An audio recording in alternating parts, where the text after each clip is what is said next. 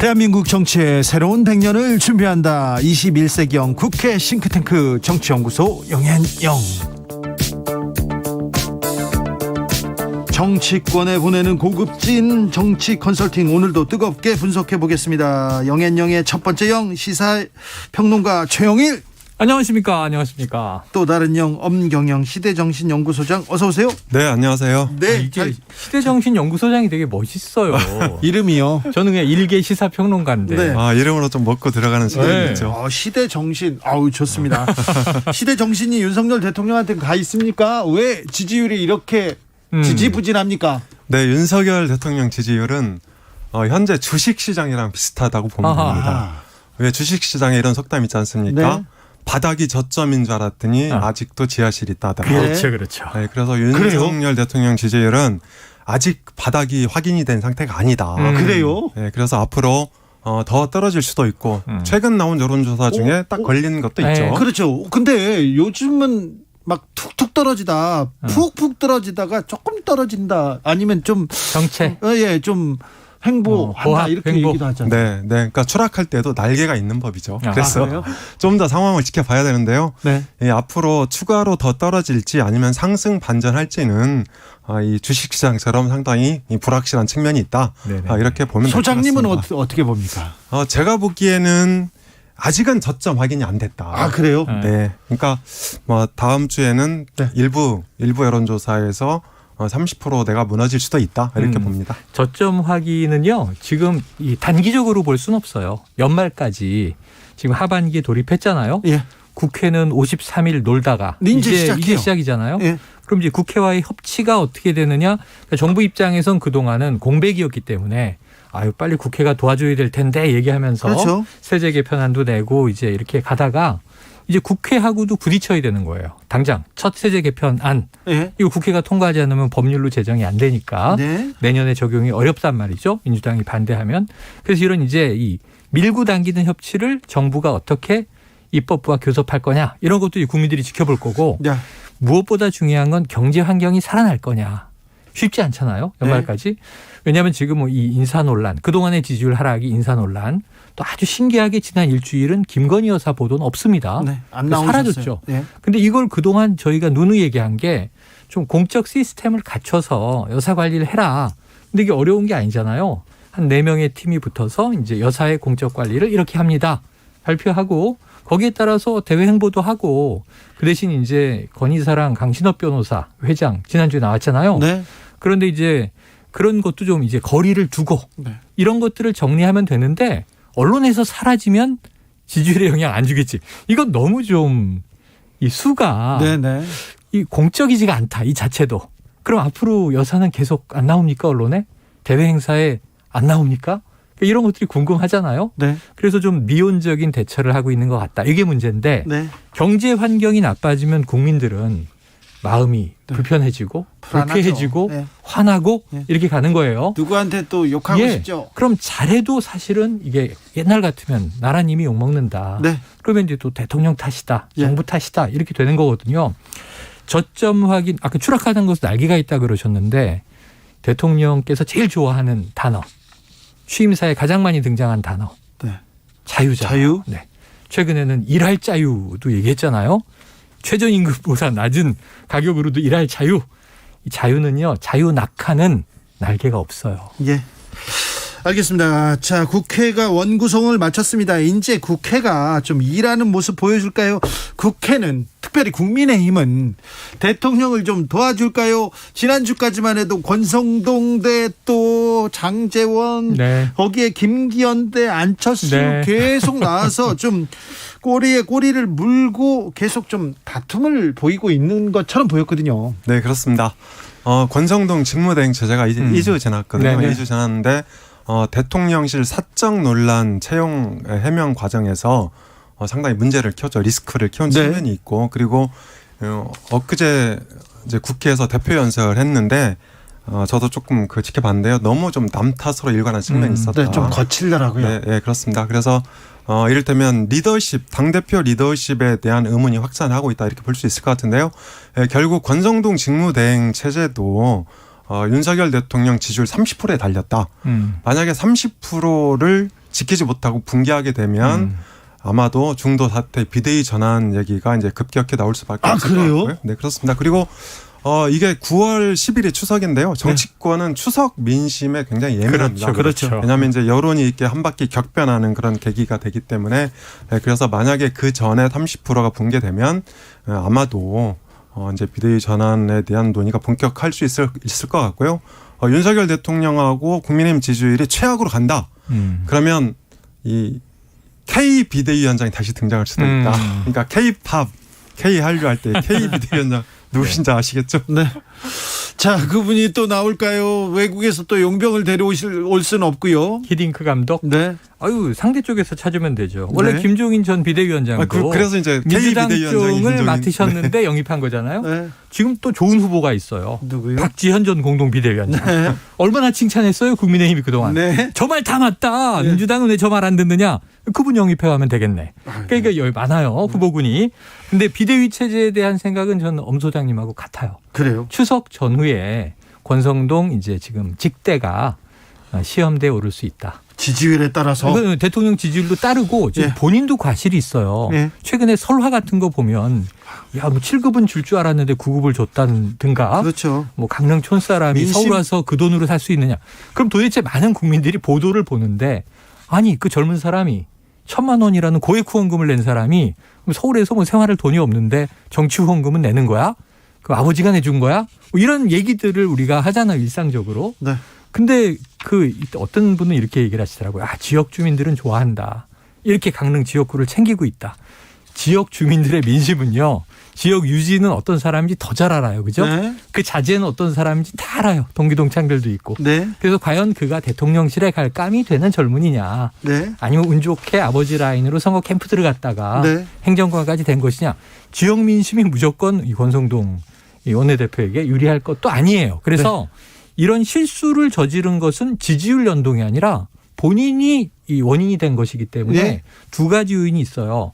이 당대표 직무대행으로 정말 이 정권 지키기에 윤 정부를 지탱하느냐 하나. 그 리더십 문제고 아까 말씀하신 또 하나는 본인의 말이 너무 거칠고 예. 구시대적이에요. 이런 좀 마인드가 바뀌어서 그러면 미래 비전적인 리더십을 못 보여주면 네. 야 이거 위험한데라는 얘기 내부에서 나옵니다. 사람이 그렇게 쉽게 변하나요? 그런데 말입니다. 권성동, 장제원, 김기현, 안철수 네. 다 생각이 좀 제각각인 것 같아요. 그렇죠. 특별히 권성동 원내대표와 장제원 의원은 갈등이 분명히 보이는 것 같습니다. 대통령실 관계자가 두 사람 윤석열 정부 성공을 위해 모든 것을 희생할 수 있는 사람들이다 이렇게 얘기했는데 잘못 보신 거 아닙니까?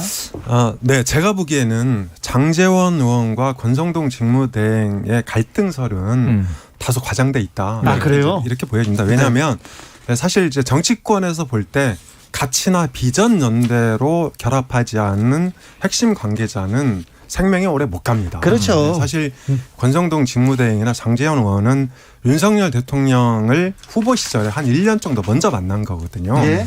네, 그래서 제가 보기에 두 사람 다 윤석열 대통령과 끝까지 간다. 뭐 이렇게 보긴 좀 어려울 것 같고요. 네. 네, 그리고 이제 최근에 갈등설이 있긴 있지만 운명 공동체다. 특히 장제원 의원 같은 경우에는 권성동 직무대행이 책임을 지게 되면 같이 묶여서 이제 책임을 지고 뒤로 이선 후퇴할 수밖에 없는 상황에 저는 이렇게 생각을 하고요. 네. 그리고 이제 안철수 의원 같은 경우에는 이제 최근에 권성동 직무대행 제재를 옹호했잖아요. 근데 이 안철수 의원이 여러 가지 측면에서 이제 그 국민의힘이 아직 안착하지 못하고 있다. 물론 이 지난번에 인수위원장을 깔끔하게 마무리하면서 어느 정도 점수를 땄지만 아직 그 보수 정당의 뿌리를 두고 있다고 보기는 어렵거든요. 그런 면에서 현재 권성동 직무대행 체제를 도와주면서 윤심을 얻어서 나중에 당권이나 대권에 도전하겠다 이렇게 이제 볼 수 있는데요.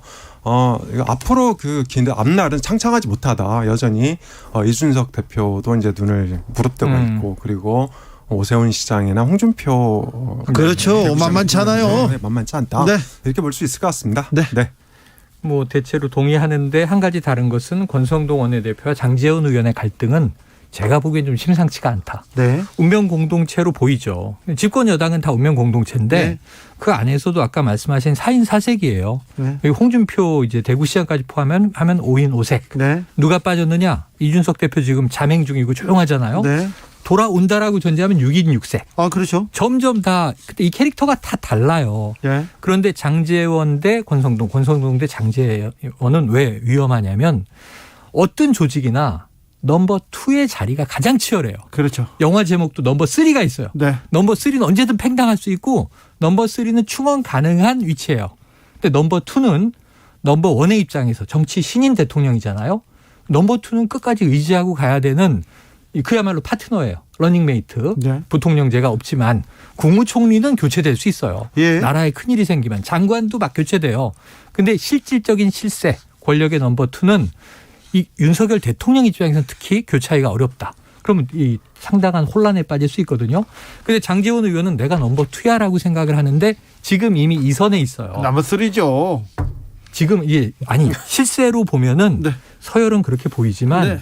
실제로 네. 실제는 또 달라요. 네, 자기는 그렇게 생각했죠. 그럼요. 대통령과 얼마나 소통을 자주 하며 내가 자신의 의견이 반영되는가. 비서실장이었고 뒤에서 술도 네. 더 많이 먹고 근데 지금 가까웠어 얘기하죠. 권성동 의원을 보면은 네. 지금 당대표 직무대행이야. 6개월은 안정적 적어도 어떤 변수가 털지 모르지만 원내대표야. 그리고 지금 주도적으로 앞에 나서서 모든 걸 이끌고 있어. 실질적 넘버 2야. 네. 그럼 이 보이지 않는 불꽃이 지금 활활 타오르기 시작한 게 말이 거칠다. 아이고 겸허히 받아들이겠습니다. 이런 지금 이제 밀당을 하고 있는 거거든요. 그러고 우리 형아우하는 형제예요. 네. 그러면서 밥 먹는 장면을 공개해. 네. 이 자체가 이미 정치적이거든요. 그러니까 둘의 사이는 벌어져 있다. 네. 그리고 심상치는 않다. 이렇게 좀 관측을 하고 있습니다. 알겠습니다. 민주당으로 가보겠습니다. 자, 28일인가요? 그렇죠. 자, 대표 후보 중 8명의 후보 중 3명만 3명. 남습니다. 누가 남습니까? 다음 주 목요일이 컷오프니까 네. 사실 일주일도 안 남았어요. 컷오프는 네. 8명 8인 8색인데 박지원 전 위원장은 이제 커트 됐고요. 네. 접수가 안 됐으니까.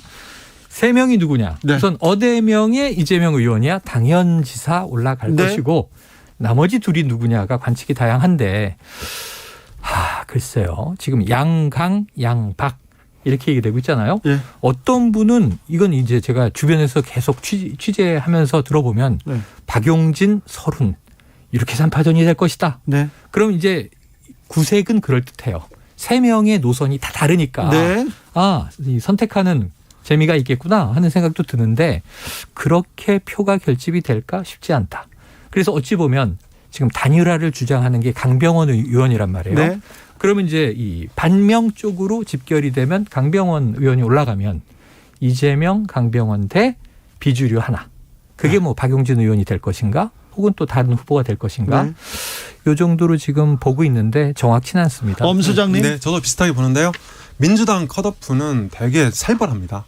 과거에도 그런 사례가 많이 있었는데요. 송영길, 박범계, 네. 이종걸, 또 이제 이인영 이런 사람들이 모두 탈락한 적이 있어요. 네, 그래서 중앙위원회가 보통 한 500명 정도로 구성이 모이죠. 되는데 의원급이나 단체장급으로 구성이 되죠. 그렇죠. 그래서 특히 이제 인품이나 인성 논란에 대해서는 가차없이 칼을 댑니다.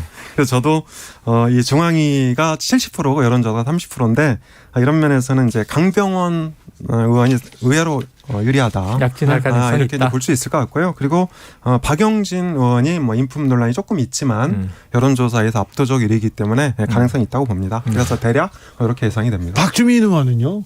박주민 의원은 약간의 인품 논란도 있고요. 그리고 이제 여론조사에서도 박용진 의원을 압도하지 못하기 때문에 네.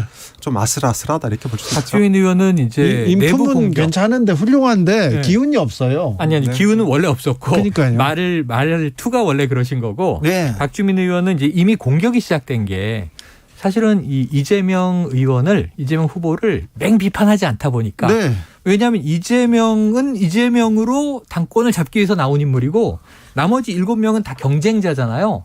근데 박주민 의원이 이재명 후보에 대해서 그렇죠. 나를 세우지 않으니까 러닝메이트냐 페이스메이커냐 이런 비난을 받는 거예요. 그렇게 묶여버리면 사실은 경합자로 올라가기는 쉽지 않은 포지션이 돼버리는 그렇죠. 거죠. 선거에서 좀 두드러지기도 어렵고요. 네. 좀 이재명보다 내가 낫다 이걸 예. 어필해야 되는데 존재감이 조금 떨어지는 것도 어찌 극복할지 좀 지켜봐야 될 것 네. 같습니다. 그런데요. 그러면 이재명과 반명과의 싸움이 될 겁니다. 그런데 네. 반명 쪽에서 계속해서 사법 리스크 얘기를 네네네. 합니다. 네. 어제 이재명 의원의 스승이었죠.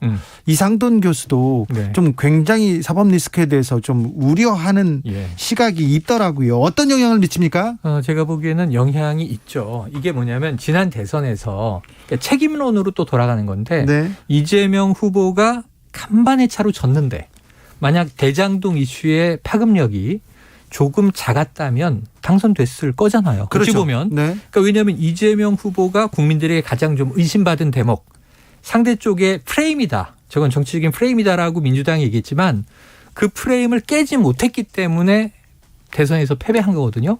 근데 그 대장동이 제일 큰 이슈예요. 어쨌든. 그래서 대장동 이슈를 포함해서 그다음에 또 시리즈로 나온 게 백현동, 성남FC. 근데 이제 이 중에 일부는 과거에 경찰이 수사했고 무혐의 처분했는데 다시 또 재수사하는 게 있습니다. 네. 그리고 또 새롭게 나온 것은 경기도지사 시절에 부인 김혜경 씨의 법인카드 남용 네. 의혹. 요거 지금 전당대회 전에 경찰이 8월 중순에 수사 마무리하고 발표한다는 거잖아요. 네. 왜 이 타이밍이지? 이런 것도 보면서 민주당 내에서 이재명 의원계가 저항할 수 있는 건 이게 탄압 아니냐, 정치보복 아니냐 이건데 네. 이게 사실은 수사의 이슈이고 법률적으로 앞으로 기소 가능성이 있기 때문에 반대쪽 입장에서는 기소돼서 재판이 몇 년 가게 되면 차기 대선 주자로 나서야 될 사람인데 이 대장동 때문에 패배했는데 또 극복하지 못하고 또 그 덫에 걸리는 거 아니냐. 이게 사법 리스크의 이제 총체인 거죠. 근데 제가 보기에는 참 답답해요. 사법 리스크는 없다. 탄압이다. 이것도 한계가 있고 사법 리스크가 있으니까 안 된다. 이것도 한계가 있고 리스크라는 이 위기는 매니지먼트가 되면 위기가 아니에요. 예. 리스크 매니지먼트, 위기 관리. 그럼 저는 이재명 후보 쪽에서는 당연히 이런 리스크에 대한 법적인 대비를 하고 있어야 되는 거잖아요. 네네. 그리고 민주당 내에서는 정치적으로 이걸 또 합의를 해서 리스크 매니지먼트, 위기 관리를 위한 대안을 세워야 되잖아요. 대안은 없이 공격만 하는 것은 이거는 이제 정치적인 공방에 불과하다. 대안을 만들어서 얘기하죠. 선거에서 패배한 정당은 대개 두 개의 길이 있습니다. 하나는 선명 야당 또는 투쟁 야당이고요. 또 하나는 이제 대한 야당의 길인데요. 예를 들어서 하나 또 있죠. 쪼개진다. 네, 그건 이제 일단 빼고. 네. 그래서 선명 야당 또는 투쟁 야당은 정부 여당과 싸우면서 지지층을 결집하는 그런 길이죠. 네. 이렇게 되면 이제 중도 확장의 어떤 훼손 이런 이제 단점이 생기는 건데요. 대한 야당은 반대로 대안을 제시하면서 이제 그 집권 기반을 확장하는 거죠. 그런데 강성 지지층의 반발을 부를 수 있습니다. 그렇죠. 그런데 이재명 의원 같은 경우에 만약에 당대표가 되면 여권의 공세에 맞서서 투쟁 야당 또는 선명 야당의 길을 갈 가능성이 굉장히 큽니다. 네. 이렇게 되면 당장은 그러니까 이재명 의원의 그러니까 야권 차기 주자 1위 이건 지킬 수 있겠죠. 그리고 이 지지층을 그러니까 강성 지지층을 결집시킬 수 있겠죠. 그렇지만 중장기적으로 볼 때 이재명 의원의 경쟁력을 훼손할 수 있다.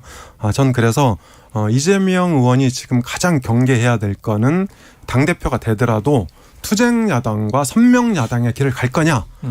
물론 쉽지 않습니다. 그러니까 여권의 공세가 만만치 않을 것으로 이제 예상이 되는데 이것에 맞서서 과연 대한 야당의 길을 갈 수 있냐. 근데 저는 대한 야당의 길을 가지 못하면 2027년에 대통령이 되기 어렵다고 생각합니다.